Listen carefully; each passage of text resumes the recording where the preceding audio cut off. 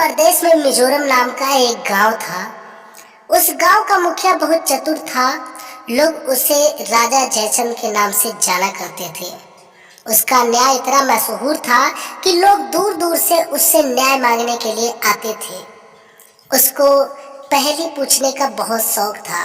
एक बार दो भाई राजा के पास अपने झगड़े का फैसला करवाने आए।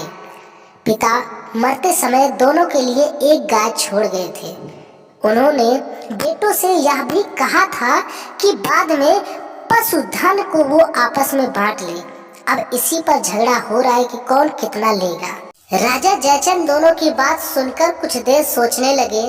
फिर कुछ देर सोचने के बाद में दोनों से कहा कि मैं तुम दोनों से एक प्रश्न पूछूंगा।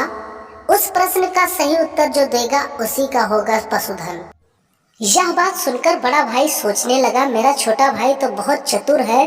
अगर मैं उसका उत्तर नहीं दे पाया तो पशुधन उसका हो जाएगा, मुझसे छिन जाएगा। अब मैं क्या करूं?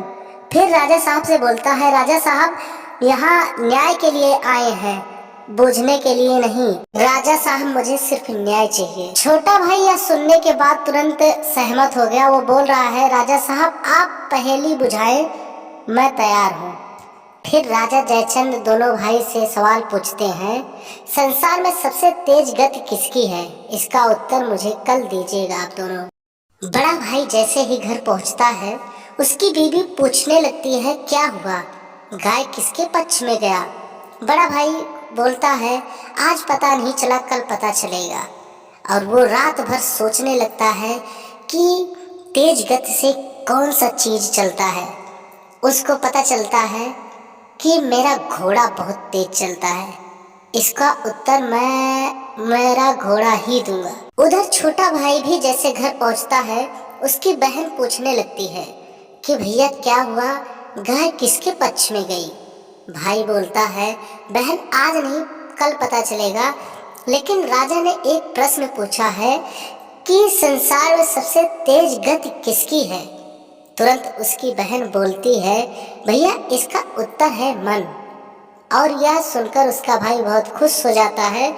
फिर वो चैन से रात में सो जाता है। फिर दोनों कल फिर दरबार में पहुंचते हैं।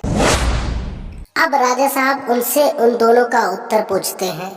पहला बड़ा भाई बोलता है कि राजा साहब सबसे तेज गति से मेरा घोड़ा चलता है, उनका उत्तर जानते हैं। फिर छोटे भाई से बोलते हैं, भाई अब तुम बताओ।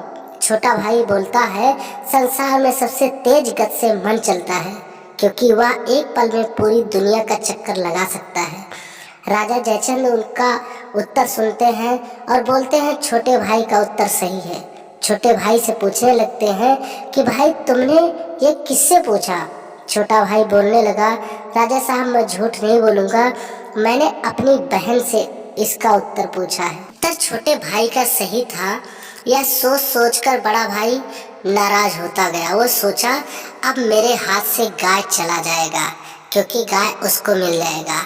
लेकिन राजा कुछ सोचा विचारा नहीं और गाय बड़े भाई को दे दिया। छोटे भाई को बोलता है कि मैं तुमसे एक और प्रश्न पूछना चाहता हूँ, ये तुम अपने बहन को बोलना जरूर कि मैं जब तुम्हारे घर आऊँ वो मुझे ऐसा उपहार दे जो मेरे हाथ में ना आए और वो गायब हो जाए। छोटे भाई को गाय नहीं मिली, लेकिन उसको अफसोस था।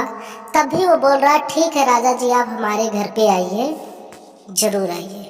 छोटा भाई घर जाकर बहन को बताने लगा कि राजा साहब अपने साथ में बहुत बड़ा अन्याय किए हैं, क्योंकि गाय तो बड़े भैया को दे दिए और बोल रहे हैं मैं कल तुम्हारे घर आऊँगा, तुम्हारे बहन से ऐसा उपहार लूँगा कि वो मुझे उपहार दे जो मेरे हाथ में ना आए और किसी को मिले भी ना।